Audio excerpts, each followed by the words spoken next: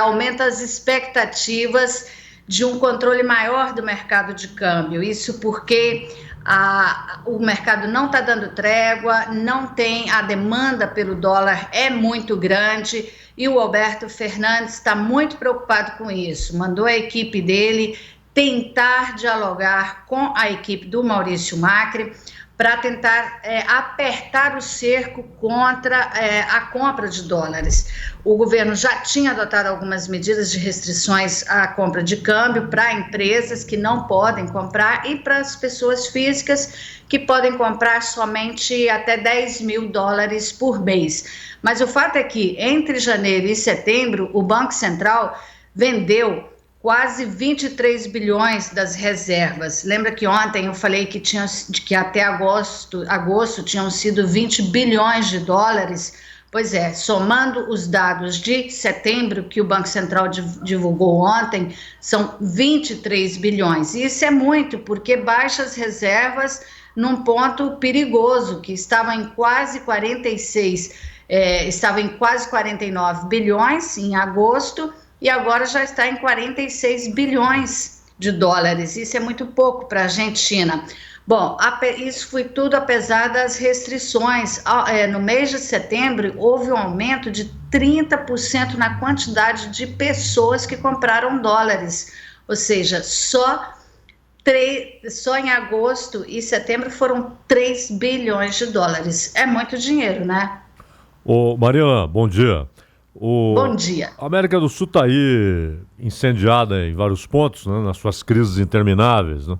Chile, o Peru, que tem uma crise institucional ainda não resolvida, o Equador, a Bolívia, cujo presidente reeleito, na verdade, nem poderia ser candidato de acordo com a própria Constituição boliviana, conseguiram um ridículo puxadinho dizendo que não ser candidato feriria um direito individual, humano e político de Evo Morales.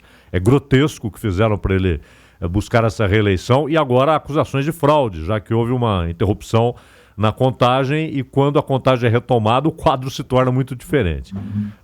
E na Argentina, uma grande interrogação, porque o Mercosul, que foi lá gestado há cerca de 30 anos, com Alfonsín e Sarney, depois oficializado com Collor e Menem e tal, ele nunca passou de uma união aduaneira e nem assim funciona direito, nem como união aduaneira. E particularmente no período da Cristina Kirchner, o Brasil teve muitos problemas para driblar as cotas impostas pelo governo argentino, cotas de importação.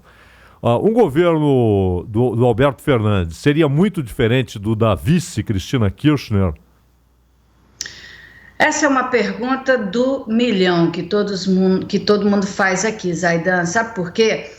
Porque o Alberto Fernandes, ele parece ser mais pragmático. Ele, no governo do Néstor Kirchner, ele teve uma atitude um pouco mais aberta. O governo do Néstor Kirchner foi um pouco mais equilibrado, inclusive nas contas públicas, que o governo da Cristina. E o Alberto, você se lembra que ele saiu do governo da Cristina por não coincidir com ela em algumas medidas. E uma delas é exatamente o cerco que a Cristina fez contra as importações do Brasil. Alberto Fernandes é um cara que ele está com muita intenção de ter boas relações com o Brasil, até mesmo pela sobrevivência.